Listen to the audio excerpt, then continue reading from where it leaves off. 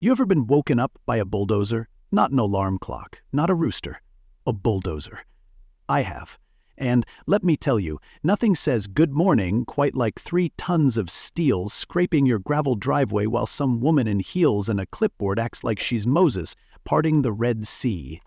I hadn't even finished my coffee. Didn't get to sip it, just watched it fall to the floor in slow motion, like my faith in humanity. Well, the earth outside shook like a bad idea wearing lipstick. That's how it started. That's how Trina Morley, president of the Iron Hollow Estates HOA, declared war on a man who, unfortunately for her, used to draw the maps she was pretending to enforce. If you're watching this while dodging your HOA's monthly mandatory meeting, that feels more like a hostage negotiation, with stale cookies instead of duct tape, then friend, you've come to the right place. Grab your coffee, or your bourbon if it's been that kind of week, because this story's got everything. A clipboard queen named Trina who thinks she runs the world, 3 bulldozers with more teeth than common sense, and a man who spent 30 years mapping the county whose driveway they decided to erase. Spoiler alert, they picked the wrong driveway. And the wrong man. My name's Gordon Hale, and I moved back to my grandfather's farm to retire in peace, not to star in a neighborhood turf war. But one fine morning, my coffee mug didn't even make it to my lips before the ground started shaking like a Florida thunderstorm. I looked out the window and saw 3 massive bulldozers lined up like they were about to invade Normandy, right up my driveway. And standing in front of them, a woman in a $600 0-cent suit, holding a clipboard like it was a badge. "Mr. Hale," she called, with the voice of someone who irons their jeans. "You've ignored our notices. This access point is being permanently removed today." No good morning, no howdy, just full-blown how a power trip before sunrise. Now what Trina Morley didn't know, what made the whole thing almost poetic, was that I didn't just live in this county, I built it. I was the official county surveyor for 30 years. I signed off on every parcel line, every culvert, and yes, even the rocky little access road she was about to pave over like it was a fire hazard. The idea that she could show up with some trumped-up plat map and kick me off my own land was so absurd I almost offered her a coffee just to see if the caffeine might snap her out of it. But she wasn't joking. She waved her folder full of forged documents like it was scripture. Claimed I owed the HOA 18 grand in retroactive road usage fees. Said they were being generous, considering. Generous? Lady, this road was here when you were still flipping condos in Scottsdale.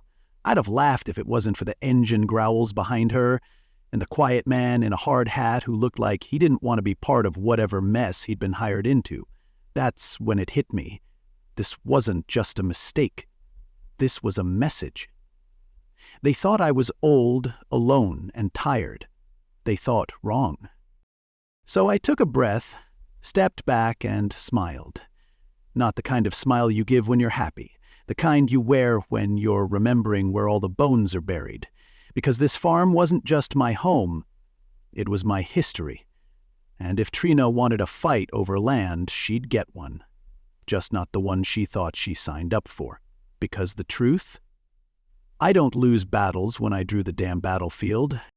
Leave a comment down below and tell us where you're watching from. Florida, Texas, HOA land, or somewhere the Karens roam free. And if you love stories where karma shows up in steel toe boots and a clipboard gets turned into a confession slip, hit that subscribe button. Because tomorrow's story, it might just be wilder than this one. And trust me, there are twists coming that not even the HOA bylaws could predict. No, I didn't get mad that morning. Not yet. Years in the county office taught me that rage is a poor carpenter. It builds nothing but splinters.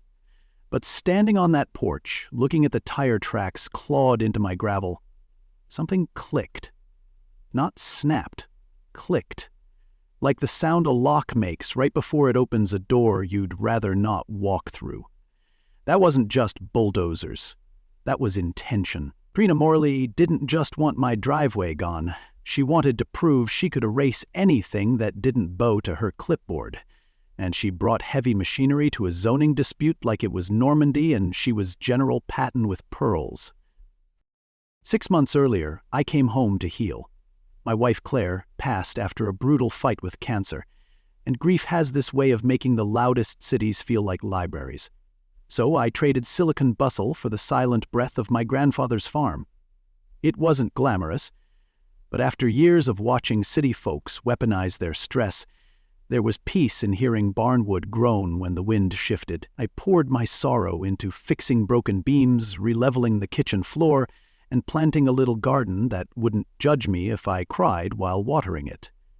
And then, ba-bang, out of nowhere, came the HOA.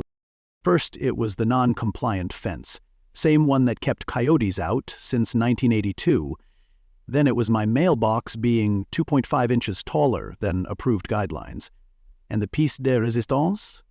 Unauthorized bird congregation. Apparently, a pair of blue jays nesting in my apple tree was now a threat to the HOA's visual cohesion. I framed that one, but I didn't see it then, not fully, because the absurdity was just camouflage. What I chalked up to overreach was actually Trina testing the boundaries, one petty infraction at a time. And like most tyrants, when no one pushes back, they confuse silence for surrender. Then came the bomb. A certified letter demanding $18,000, 0 cents in retroactive road usage fees. She claimed my 27-foot access lane, laid in 1961 by my grandfather, encroached on HOA common property. And here's where it gets rich. Iron Hollow Estates didn't even exist until 2008. But facts don't matter when someone's drowning in ambition. Trina wasn't protecting the neighborhood. She was rebuilding her broken real estate empire, brick by forged brick. I showed the letter to Nina, my retired journalist neighbor, and she nearly dropped her pie. "This woman is dangerous," she said. "She weaponizes bylaws like they're a baton, and the minute someone flinches, she goes for the throat." And flinch. Apparently I had. By ignoring those first letters, I gave her the illusion of power. Now she was acting like she owned the county. Nina told me Trina once fined an 82-year-old veteran for flying an American flag without formal light compliance. Another family got eviction threats for hosting a lemonade stand because their table interfered with pedestrian flow. But here's the kicker. She wasn't even on most of the titles she tried to control. Her name? Just a line on a board roster. But her ego? A monument carved in marble, backed by borrowed authority and blind ambition. So when those bulldozers rolled in, they weren't just tearing up a driveway, they were Trina's opening shot in a war she had no idea how to finish. And as she pushed further, crossed more lines and dragged others into her delusion, she lit a fuse under her own feet. Stick around, because what happens next isn't just revenge. It's a masterclass in poetic justice. The kind you can only deliver when you know exactly where the lines are buried and who forged them. I've always believed there are two kinds of lies, the sloppy kind that collapses under scrutiny and the ambitious kind built like a 3-tier wedding cake with expired frosting. What I held in my hand was the latter, a legal document so polished it almost fooled me. Almost.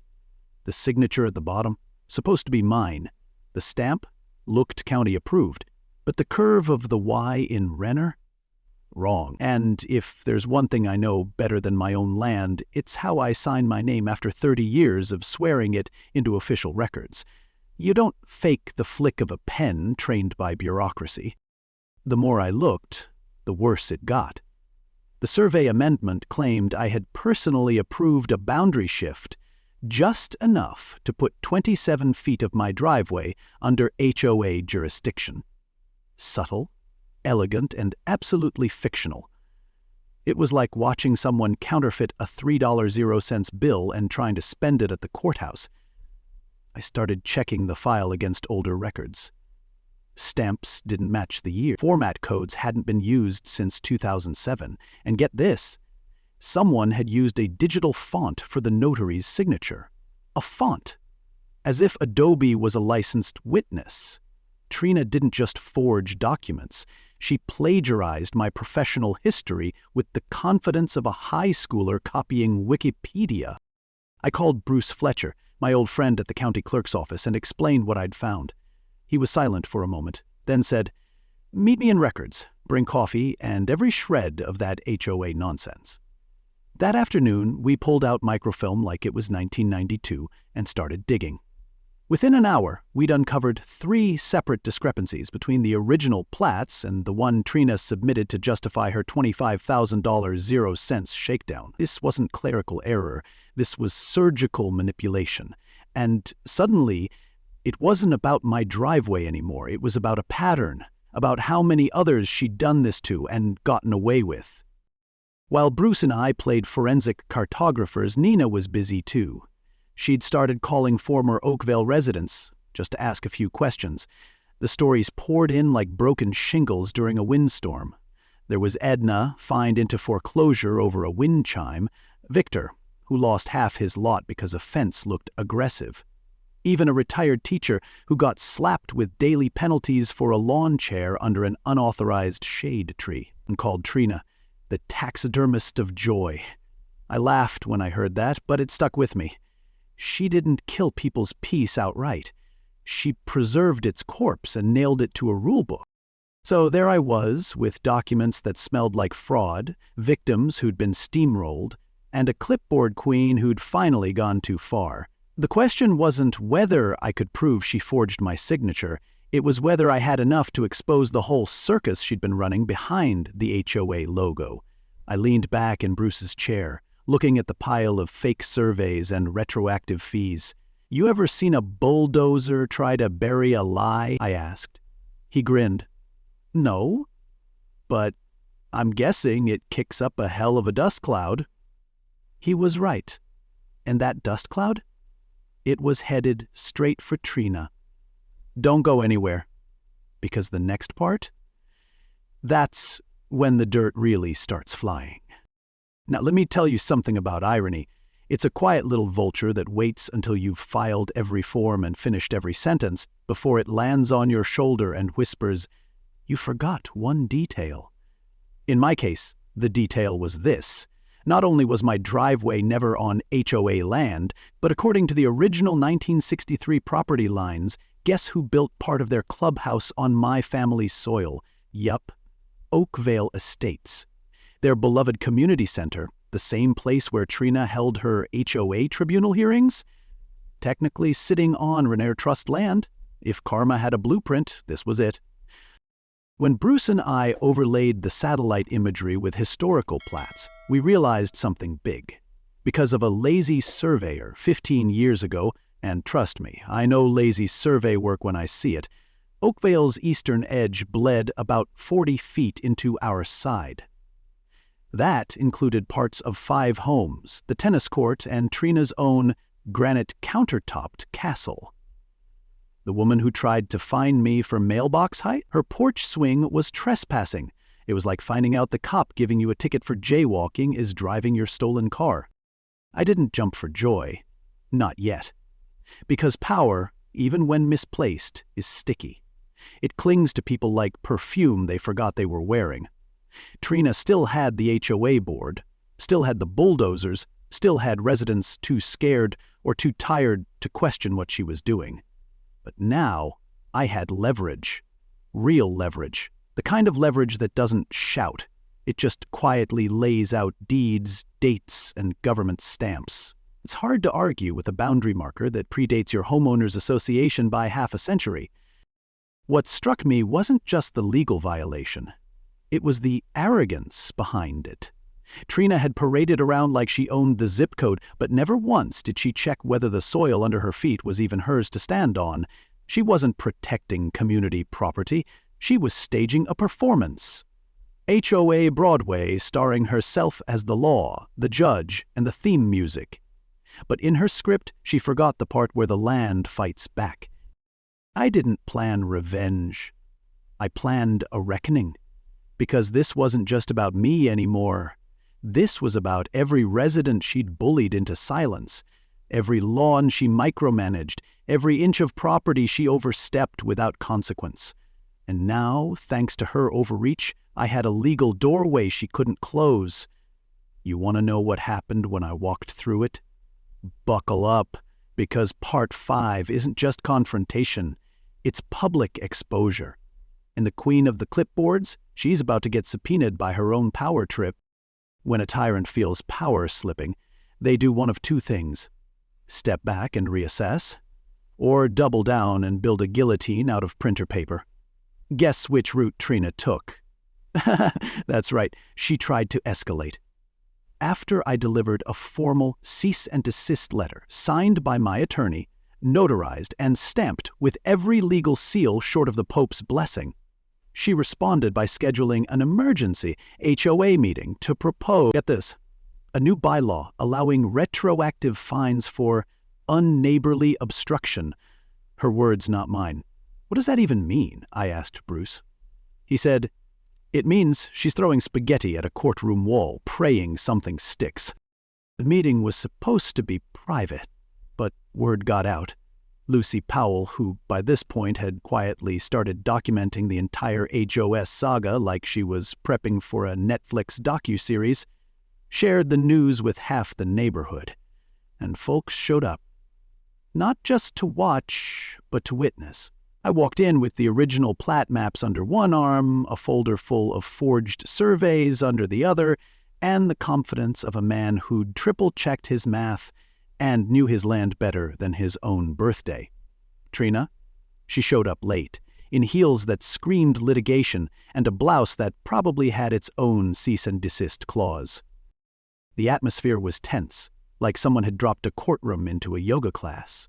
Trina took the mic with that same icy calm she used when telling people their porch flags were visually aggressive. She spun her usual tale, accused me of ignoring community harmony, claimed I was threatening home values, even suggested I was trying to dismantle the HOA to build a personal RV park. The audience started to squirm, not because they believed her, but because they'd all heard this song before. And now, thanks to Lucy's quiet crusade and my paper trail, they finally had the lyrics.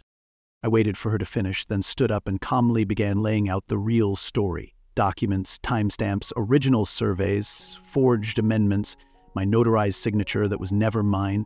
You could hear the collective inhale when I revealed that a significant portion of Oakvale, including the clubhouse itself, was technically sitting on my property. Trina laughed, but it sounded more like a deflating tire than a confident rebuttal. That's absurd, she said. You're just trying to scare people.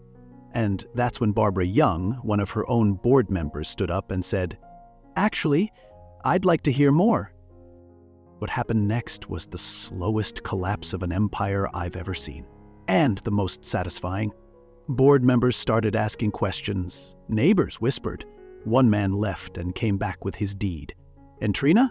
She cracked, started yelling, accused Lucy of espionage, claimed the county clerk's office was in on it.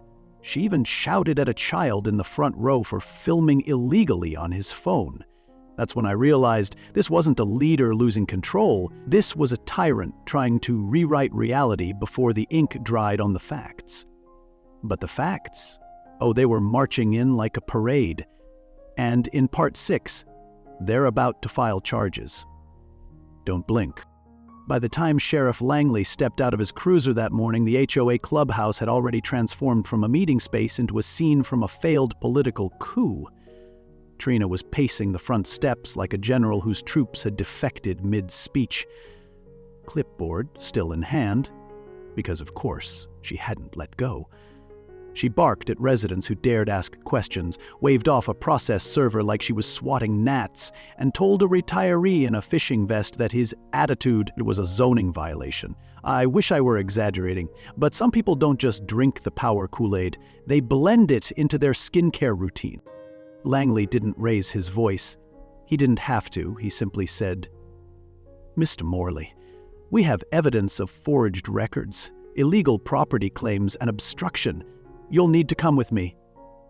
Trina blinked, then looked around like someone who just realized the jury wasn't on her side. This is harassment. she snapped. "This is an HOA matter." Sheriff Langley tilted his head, tapped the manila envelope under his arm, and said, "No, ma'am, this is a criminal matter, and you're standing on someone else's land while committing it." That was the moment, right there, that the clipboard finally dropped. But it wasn't the arrest that made the story stick.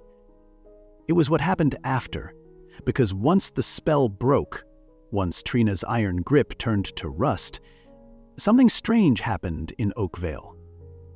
People started talking to each other again. The board disbanded, only to reform under Barbara Young's leadership. Lucy Powell's documentation got picked up by a local paper under the headline, "When the HOA Stood for Hell on a Rock." Bruce worked pro bono to help rewrite their bylaws with actual logic. And me? I didn't sue anyone. I planted a garden. Right on the disputed line, roses, peppers, sunflowers, and one oddly defiant scarecrow named Trina 2, made entirely of clipboards. I offered to sell the overlapping land back to the HOA for $1 under one condition. They'd turn it into a shared space. No fees, no threats, no regulations about unauthorized bird sounds. Just a place neighbors could walk, talk, and maybe heal a little. They accepted. And that odd patch of grass, once ground zero for HOA madness, became the most peaceful spot in the neighborhood. Even Mark, the veteran who once got fined for an American flag too visually dominant, planted tomatoes, and when those started growing, he cried, said he hadn't tasted anything so real in years. So, yeah, I came to this farm to retire, to escape, to quietly rebuild. Instead, I found myself at the center of a clipboard revolution. But maybe that's how change sneaks in, not with lawsuits or bullhorns, but with a well-drawn boundary, a few facts that don't blink, and the courage to say enough, when enough finally shows up, wearing heels and a forged map. And that's how it ended, not with shouting or lawsuits or bulldozers, but with roots in the ground and neighbors passing around tomato baskets instead of violation slips. I didn't just get my driveway back. I got my peace back. And funny enough, so did everyone else. The same community that once feared clipboards now organizes weekend cookouts under string lights, and the only thing anyone finds you for is not trying Lucy's peach cobbler. What did I learn? That justice, when it's slow, is often the kind that lasts. That standing up doesn't always mean screaming. It can look like planting roses exactly where someone once tried to steal your land. That power, real power, comes from knowing your truth and having the receipts, literal and metaphorical, to back it up. And that sometimes the loudest person in the room just needs to be shown where the actual property line ends. So if this story gave you something, a laugh, a little fire in your gut, or just the reminder that you're not crazy for standing your ground, do me a favor. Like the video, like a comment below, and let me know where you've run into a Trina or two. And if you want to be here when the next story drops, because trust me, there's always another one waiting, just past the hedges. Hit subscribe, because next time we're talking HOA bylaws, a backyard chicken coop, and a Karen who learns the hard way why you don't mess with someone's goat. Literally. Till then, stay grounded, stay patient, and whatever you do, keep a copy of your land deed somewhere safe. You never know when a clipboard's coming for you.